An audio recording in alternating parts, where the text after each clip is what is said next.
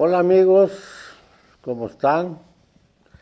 Es un día muy especial hoy, porque es día de la lengua materna, lenguas que pueblos, son expresiones muy interesantes, una visión del mundo. Realmente es una cuestión que en zapoteco, por ejemplo, de mi tierra, ya despertaste, se dice babevaro.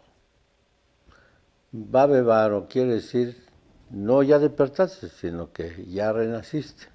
Fíjese que la expresión de renacer a diario. Entonces, la lengua es una forma de ver el mundo, de explicarse las cosas, y un mundo que se expresa a través de las palabras es entendimiento, también comprensión, acercarnos al universo. La lengua es un universo simbólico. Entonces, felicidades a todos los que hablan algún idioma en sus pueblos, que por cierto se van perdiendo, pero a ver, ¿qué podemos hacer sobre esto? Pero para hablar esto, cuestión simbólico, una cuestión cuestión espiritual, algo que va más allá de la cuestión de la materia. Hoy invité a una excelente amiga, una gente que sabe de esto, que además una persona que ha luchado durante mucho tiempo a favor de las mujeres, la igualdad femenina, que son siglos, ¿no? Reivindicación de una parte, la mitad del ser humano domina la otra mitad del ser humano, entonces no se vale. Entonces esta lucha de la mujer de emanciparse del dominio del hombre, pues es una lucha que lo hacen millones de mujeres, pero hay en especial mujeres que se preocupan mucho por eso. Para hablar de todos estos temas, he invitado a Estela. Bienvenida, Estela, al programa. Muchas gracias. De Comunalidad del Buen Vivir. Sé que tienes ahí un negocio respecto a esto, de cómo ayudar a la emancipación de la mujer, cómo crear espíritu en la mujer, cómo se pueden levantar las mujeres en la emancipación. ¿Cómo la ves? ¿Para qué hiciste este lugar? ¿Y a dónde está y para qué es? Sí, muchas gracias, maestro. Muchas gracias por la invitación. Sabe que yo lo admiro mucho, independientemente de la amistad que tenemos, como un gran analista político, como un gran escritor también de nuestra historia oaxaqueña. Pero también tuve el gran privilegio de que fuera mi maestro en mi maestría. Sabe que independientemente de la amistad, es toda mi admiración y muchas gracias por invitarme esta mañana y estar aquí con ustedes. Escuchaba ahorita la introducción y retomé algo muy, muy importante. El mundo se expresa a través de la palabra. Y si nosotros partimos de que el mundo lo construye la humanidad, y la humanidad lo incorporan tanto hombres como mujeres, y sobre todo reconocer que Oaxaca en el último registro que hicieron es el estado que concentra el mayor número de mujeres a nivel nacional, con el 52%. Y eso es un dato muy importante. Entonces, si la sociedad está construida por dos géneros, hombres y mujeres, y lo que no se nombra no existe, yo creo que desde ahí inicia esta lucha por la mujer ser reconocida. Y comento esto porque vamos a partir el por qué mi interés de abrir este espacio esotérico. Porque a través de todo mi trabajo, que independientemente he sido una gran luchadora por los derechos de las mujeres, de las niñas, en el entorno de esta lucha del feminismo, durante todo este proceso que la vida también me dio de tener de ocupar cargos tanto en la administración pública como... Eres de las primeras mujeres con cargo con relación Clara a la Scherer. mujer, ¿verdad? Sí, sí. Y bueno, también reconocer que desde 1995 me tocó y tuve el gran privilegio de trabajar con Clara Scherer y fuimos las que iniciamos con otros grupos de grandes mujeres feministas esta lucha por los derechos, ¿no? Y yo recuerdo que en ese entonces pues éramos como mal vistas, éramos fuera de lo normal porque nos salíamos del patrón social que la sociedad establece, ¿no? Y cuesta trabajo, ¿no? Muchísimo, muchísimo. Y llegar a ser funcionaria pública en la administración pública, pues éramos mujeres contadas. Éramos mujeres contadas y que cada paso que dábamos éramos evaluadas también, observadas, como hasta el día de hoy. Porque no es la misma posición dentro de la estructura del poder en los hombres y las mujeres. A los hombres se les perdona todo, ¿no? Pero a las mujeres sí se nos vistas, cuestionadas, interrogadas, ¿por qué anda en el alboroto? Dirían totalmente de acuerdo. Bueno, en toda esta trayectoria siempre observé y me pregunté el dolor y la necesidad de sentirse no nada más, o sea, con derechos las mujeres, sino ese dolor, esa tristeza que venimos cargando desde toda una estructura patriarcal. O sea, ¿por qué poner la casa de atención a las mujeres? ¿Por qué no la casa de atención hacia los hombres? Y esto te lleva a hacer un análisis histórico, ¿no? Histórico en el contexto de que, bueno, estamos en un mundo que históricamente venimos de un sistema patriarcal, donde toda la construcción está hecha a través de las necesidades y la visión de los hombres. Además, el sistema patriarcal es de miles de años. Siglos, sí. Totalmente de acuerdo. Entonces, con toda esa opresión que me permitió ver de las mujeres, también tuve el gran privilegio y la bendición de Dios de poner casas de atención para a atender a las mujeres que sufrían violencia. Y lo digo, tuve el gran privilegio y la bendición de Dios porque lo puse con recursos propios, de ninguna fuente de financiamientos, más que estaba yo en el concepto de regresarle la vida, algo de todo lo que me había dado. Y me pude dar cuenta en estos espacios ese dolor de la mujer, esa búsqueda de paz, esa necesidad de no entender las circunstancias, ¿no? Escuchaba, ¿por qué nací mujer? O sea, y lo escuchas de mujeres que llegan totalmente violentadas. Y yo me iba más para allá. Yo me iba a analizar, bueno, vivimos en una estructura, en un sistema que están los tres poderes del Estado, que hacen las leyes, están quien ejecuta las leyes, la administración pública, que tienen las instancias para que las mujeres acudan ante estas necesidades. Y si bien es cierto, como un compromiso de compromisos internacionales que México, ¿no? Ha asumido en la Agenda 2030 en el tema de las mujeres, y veía yo que todas estas mujeres no acudían a esas instancias. Hay discriminación, ¿no? Empezamos, sí. Y decía yo, veía las estadísticas, porque también tuve el privilegio de ser directora en el Estado de la Mujer, y de ver que de todas las mujeres que vivían violencia, únicamente el 7% acudían y se acercaban a una instancia. O sea, es insólito conocer estas cifras, ¿no? Me imagino que si van a una autoridad les va peor. Peor. Y el tema es, ¿por qué? Porque no creen, desconfían de esas instancias de la administración pública. Y fue donde nace mi interés de poner estos espacios, de escucharlas, pero sobre todo de trabajar más en el contexto espiritual. Yo me preguntaba, hay leyes, pero tú como mujer, yo quiero entrar a ver esa alma, ese espíritu. Un poco la cuestión de la creencia, de la emoción, de la firmeza, en eso. Así es. ¿Por qué permites que te violenten? O sea, vamos a entrar esa alma. Vamos a, Claro, a claro. ver diferentes contextos para poder entender.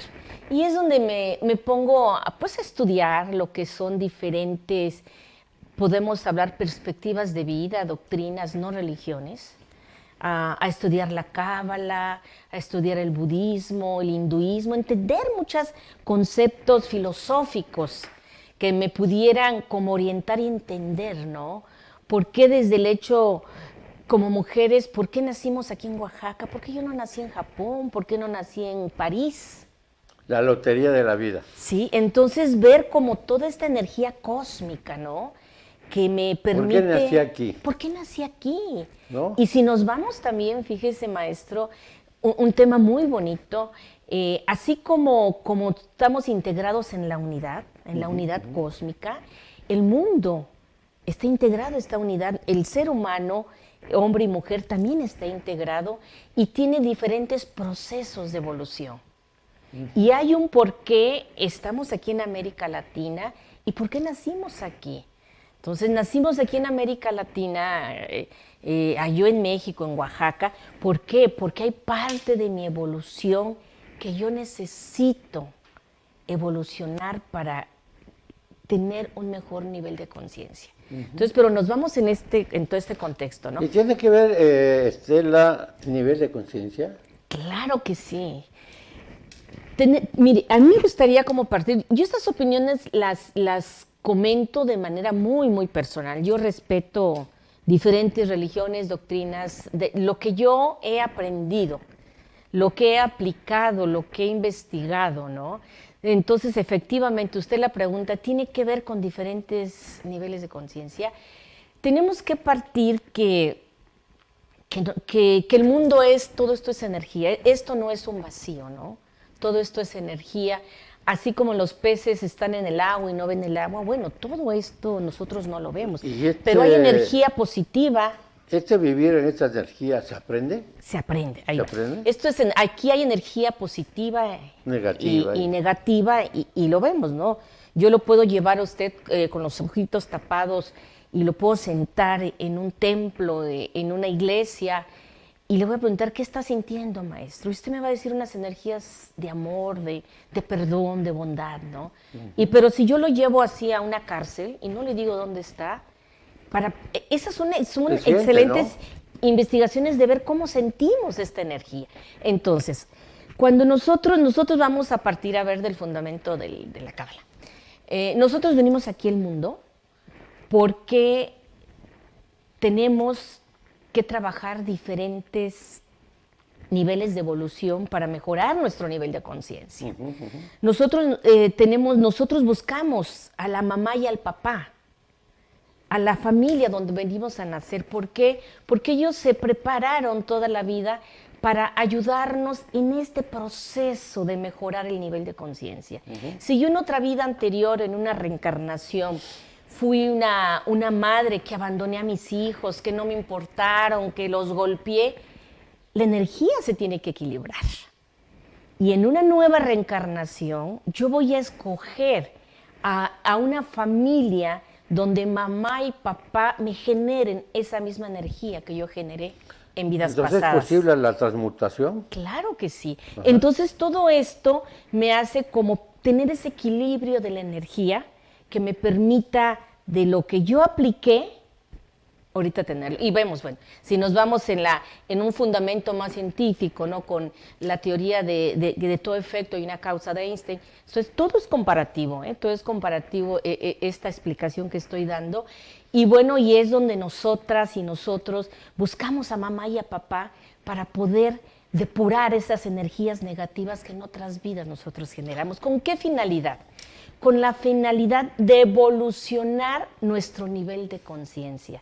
En esta vida tenemos el libre albedrío de poder decidir si continuamos o no, o mejoramos. Y entonces es donde nos vamos a mejorar este nivel de conciencia, ser mejores hombres, ser mejores mujeres, que podamos tener una vida muy clara y bonita, ¿no? Ahora, Estela, este proceso de emancipación de la mujer, una mujer libre, una mujer libre de ataduras, de dominio, de opresión, implica una mejor sociedad.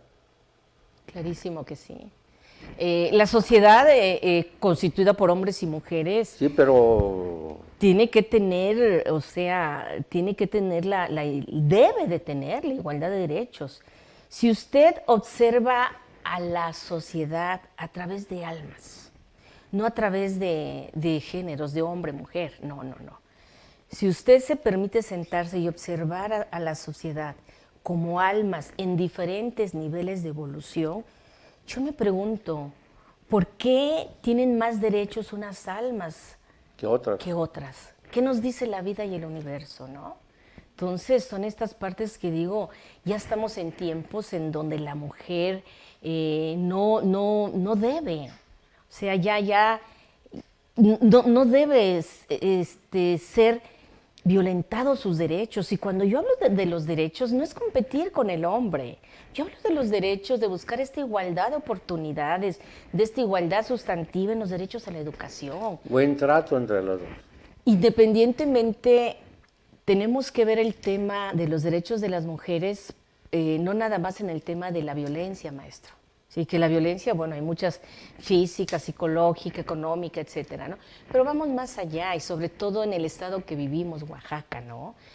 Hablo yo también sobre el contexto de la violencia en la educación, en la salud.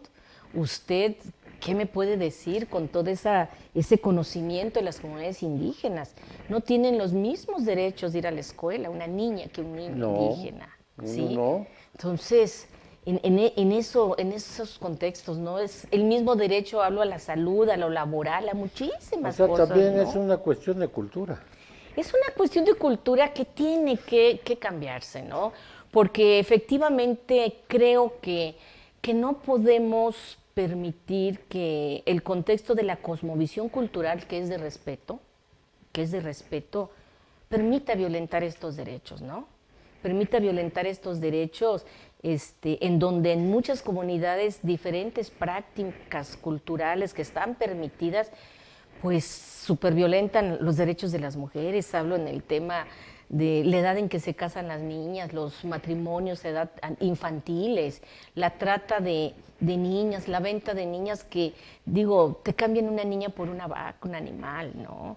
Entonces, esos son dolores del alma que no pueden permitirse ni justificar una cosmovisión cultural. Y lo cultural. general también, digo, la general es que en la sociedad mercantil se llega a que todo es intercambio, Sí, ¿no? todo es Todos los intercambio. niveles, altos, bajos, intercambio, pero es un cambio de régimen, un cambio más democrático, un cambio, una forma de vida, por ejemplo, en la teoría de la comunalidad, que es la cuestión que nosotros manejamos, planteamos el aspecto de reciprocidad, ¿no?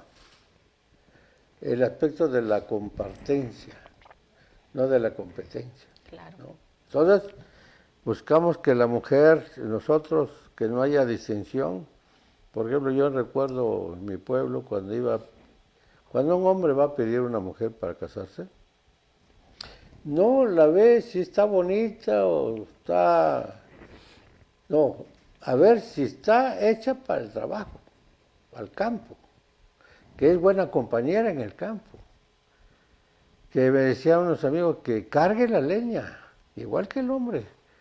Entonces, no es porque yo te veo como compañera de hogar para formar una familia para la comunidad y para el trabajo comunal. En cambio, si venimos, por ejemplo, en una sociedad como la de Oaxaca, en la ciudad de Oaxaca, pues a lo mejor ya se fija uno si es bonita o no bonita, ¿verdad?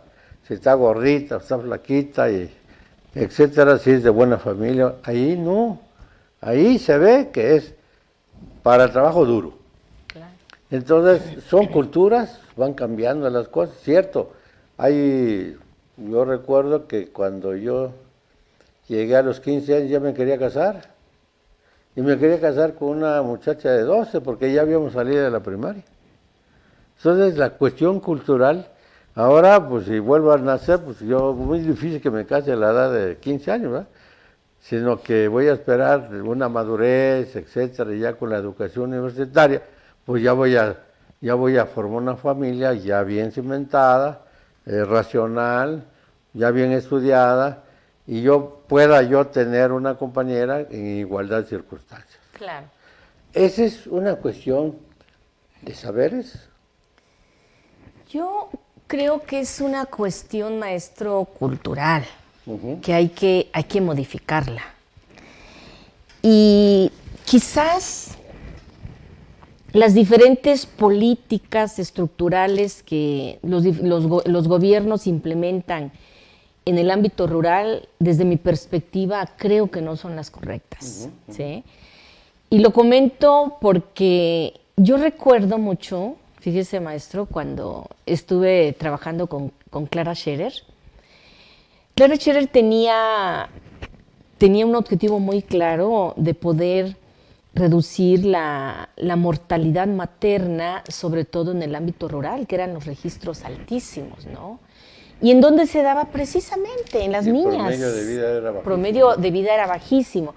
Y se daba precisamente en las niñas, o sea, en ese entonces no hablábamos del matrimonio infantil, sino la preocupación era ver la reducción de la mortalidad materna. ¿Por qué? Las niñas se casan a los 10, 12 años cuando no han madurado. Claro. Y hablo madurado no nada más en lo emocional, en lo físico. En lo físico, se embarazan y el mismo cuerpo está compitiendo con los nutrientes en el desarrollo de ella como mamá y en el desarrollo del bebé que trae. Y entonces es donde venían los altos registros de mortalidad materna. ¿Qué es lo que nosotros planteamos como política? Fíjese una cosa bien interesante. ¿Cómo poder trabajar con los hombres de las comunidades? Y cómo ahí se empieza, cómo poder reducir el número, la natalidad, el número de hijos también, que era otro factor de mortalidad materna, ¿no? Entonces nos tocó implementar muchas pláticas y tuve el orgullo de darlas también a nivel comunidad y trabajar, por decir algo, con 50 hombres de la comunidad. Y hablarles un poquito en el contexto de qué significaba para ellos su esposa, la mamá de sus hijos, qué valor tenía dentro de la comunidad y dentro de la estructura de familia que ellos habían construido en la comunidad. Y cuando mi exposición iba más allá de decir, ¿sabían ustedes que cada hijo que una mujer trae a la vida, cada hijo o hija que una mujer trae a la vida, hay un promedio de reducción de 5 a 7 años de vida? ¿Así tan cruel? Así tan cruel. Entonces veías a los hombres preocupados, que pero fíjese. Abuelas que tenían 14 hijos. Sí, pero fíjese una cosa importante, ¿no? Y los veía yo preocupados, porque ellos como que entre que sabían sumar y restar decían, ay, tengo tantos, ¿cuánto tiempo le queda a mi esposa, a mi mujer, no? Pero ¿sabe cuál era la preocupación? Y se les voy a decir, o sea, para mí es irrisorio. La preocupación es, o sea, si tengo un hijo más o dos, hay una probabilidad que se muera. Sí. Y si se muere, ¿quién va a cuidar a mis hijos? Es increíble, porque ellos como hombres en la comunidad, pues buscan otra mujer, hay quien nos atiendan, porque es el concepto también, maestro, de mujer en la comunidad, ¿no? Yo que me acuerdo, no sé, y no quiero violentar la cosmovisión cultural, yo la respeto muchísimo y creo que el 80% de mi trabajo lo he hecho en el ámbito rural y por eso hablo de esto, pero a mí jamás la vida me permitió ver a un hombre hacer tortillas. O sea, nunca me permitió, ¿no? Difícil. Yo ahorita con trabajo lavo los platos. Sí, entonces esta parte importante de entender esta preocupación de que si se muere mi mujer, mi esposa, ¿quién va a cuidar a los hijos, no? Y era en la forma en que ellos sí aceptaban tener cuidados para poder no embarazar a su mujer. Entonces pudimos trabajar esa parte de reducir los índices de natalidad. Es interesante. Y cuando yo hablo que quizás no se han aplicado las políticas, respetando la cosmovisión cultural de las comunidades, en un entendimiento desde otra perspectiva, por eso no hemos avanzado. Y podemos hacerlo. O sea, ¿qué tenemos que cambiar? Esos saberes culturales que los traemos desde nuestros ancestros y ancestras, ¿no? Pero ver esa parte en donde sí violenta los derechos de las mujeres. Es decir, el conjunto del mundo, hay mundos y culturas muy crueles con las mujeres, ¿no? El mundo musulmán, por ejemplo, Sí. ¿no? Ahí es un mundo, Sí. o el mundo japonés, creo que es un poquito más democrático, pero yo creo que todo depende de la cuestión de un respeto de los derechos humanos. Así es. En 1948, cuando se declara el universo de los derechos humanos por las Naciones Unidas, hay un capítulo de las mujeres. Ese capítulo de la mujer, que por cierto también tiene un capítulo de los pueblos indígenas, es el respeto a la dignidad de la mujer, ¿no? Digo, ese es el problema, la dignidad, no solamente como mujer, sino como ser humano. Sí, fíjese, el respeto a la dignidad. Esa palabra dignidad engloba muchísimas cosas. Sí. Esa palabra dignidad creo que es la base de poder luchar y seguir trabajando a nivel de mucha conciencia Claro. por los derechos de hombres y mujeres. Es que, por ejemplo, yo recuerdo mucho, Estela, un autor, Kant, que decía, al ser humano hay que verlo siempre como un fin, no como un medio. Así Y lo que pasa, siglos y siglos, la mujer se ha visto como un medio. Así es.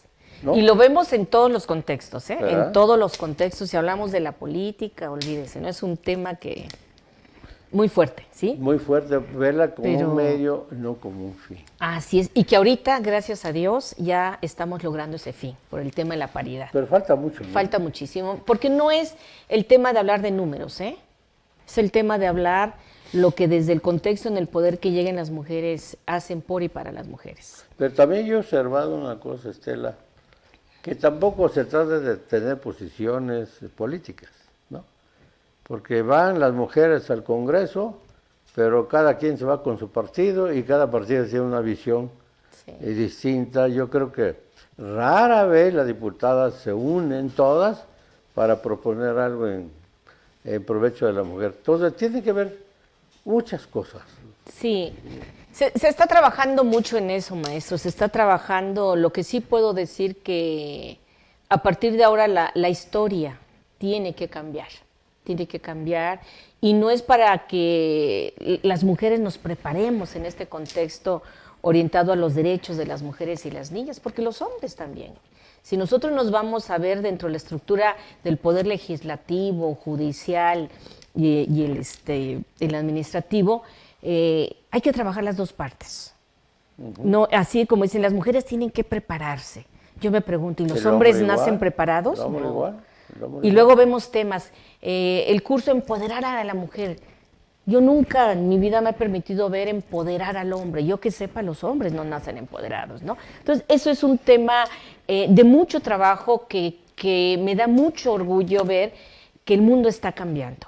Que la línea tiene una visión muy diferente y que sí vamos a avanzar, tenemos que avanzar.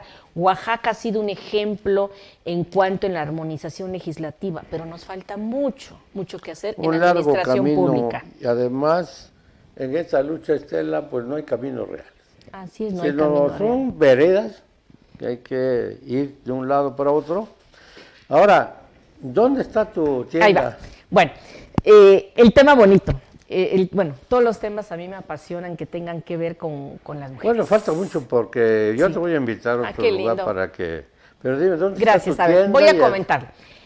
¿Por qué pongo este espacio? En todo lo que me permitió ver los dolores de las mujeres, esas necesidades de buscar paz, de sentirse simplemente escuchadas. Cuando estamos en la pandemia, inicia la pandemia, me dio a mí COVID. Me dio a mí COVID cuando no estaban todavía las vacunas. Tuve la gran fortuna de tener 2, 3 síntomas, pero bueno, siempre era más el temor de los medios, de las redes, ¿no? Como que estabas que en un 50 me muero, en otro 50 puedo vivir, ¿no? Pero bueno, yo tenía la seguridad que trato de cuidarme, maestro, siempre me ha gustado el ejercicio, meditación, muchas cosas, y dije, va a pasar lo que tenga que pasar, punto. Y en estas preguntas que me hice estando sola, encerrada, dije, ¿qué me dolería no haber hecho si me muero mañana? ¿Y qué me dolería abrir este espacio que acabo de abrir, maestro? Un espacio en donde yo pusiera como tipo museo todo lo que a mí me permitió llegar a entender la vida desde esta perspectiva. Yo quiero aclarar una cosa, todo el ser humano, hombre y mujer, para conocer lo blanco tenemos que conocer lo negro.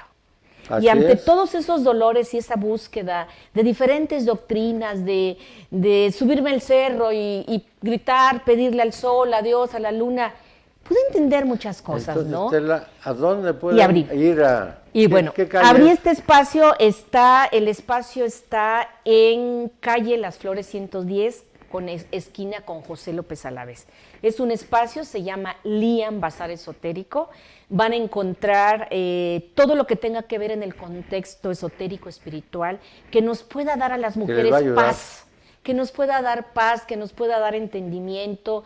Cuando llegan mujeres, también tengo lecturas que yo les ofrezco, les doy copias de las lecturas, regresan, las comentamos, hice un espacio para poder meditar.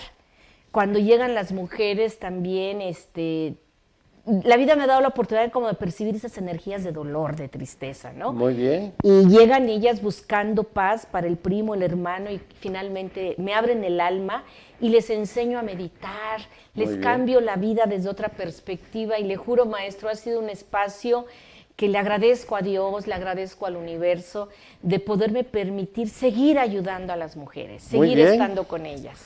Desgraciadamente el tiempo vuela, Estelita, y los tiempos van. Te agradezco mucho. Al contrario. Que no es la primera vez que te voy a invitar. Harta mucho por platicar. Gracias. A lo mejor venimos con alguna persona que tenga experiencia contigo. Pero amigos, pues muchas gracias por escucharnos una vez más. Gracias, Estela, por tu compañía. Maestro.